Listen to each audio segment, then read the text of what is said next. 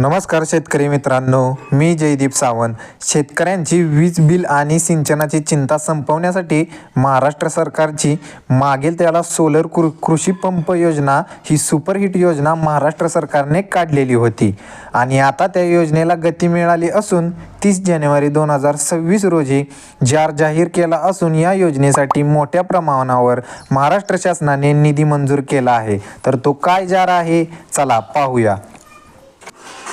तर बघा, AIIB बँकेकडून घेण्यात येणाऱ्या कर्जाच्या माध्यमातून शेतकऱ्यांना पारेषण विरहित सौर कृषी पंप देण्याच्या मागेल त्याला सौर कृषी पंप योजनेसाठी राज्य शासनाने हिस्सापोटी 1105.58 कोटी इतका निधी मंजूर केलेला आहे. तर बघा मित्रांनो, 1105.58 लाख इतका निधी मंजूर केलेला आहे. तर हा जार बघा 30 जानेवारी 2026 रोजी जाहीर झालेला आहे.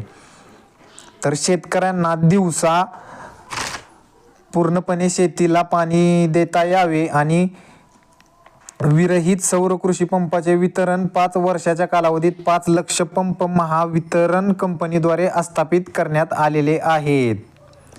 तर बघा मित्रांनो, सन 2025-26 मध्ये महावितरण कंपनीने मागेल त्याला सौर कृषी पंप या योजनेअंतर्गत सर्व वर्गवारीतील लाभार्थ्यांना माहे ऑक्टोबर 2025 पर्यंत स्थापित केलेल्या एकूण 1,52,862 सौर कृषी पंपांसाठी शासन हिस्सापोटी रुपये 1283.80 कोटी इतका निधी अर्थसंकल्पीय निधीमधून वितरित करण्याबाबत अध्यक्ष व व्यवस्थापकीय संचालक महावितरण कंपनी मुंबई यांना शासनात संदर्भाधीन क्रमांक 7 येथील दिनांक 30/10/2025 रोजीचे पत्रान्वये विनंती केली होती.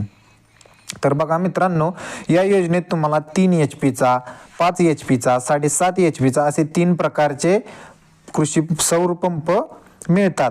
जर ज्यांना 2.5 एकरपेक्षा एकाच ठिकाणी 2.5 एकरपेक्षा जर जास्त जमीन असेल तर त्यांना 5 HP चा पंप हा देण्यात येतो आणि ज्यांना 2.5 एकरापेक्षा कमी जमीन असेल एका ठिकाणी तर त्यांना हा 3 HP चा पंप देण्यात येतो.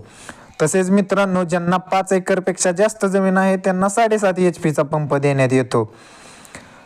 तर ही माहिती तुम्हाला कशी वाटली ते कमेंटमध्ये नक्की सांगा आणि हा व्हिडिओ तुम्हाला आवडला असेल तर व्हिडिओला लाईक आणि चॅनेलला सबस्क्राईब नक्की करा. जय हिंद, जय महाराष्ट्र.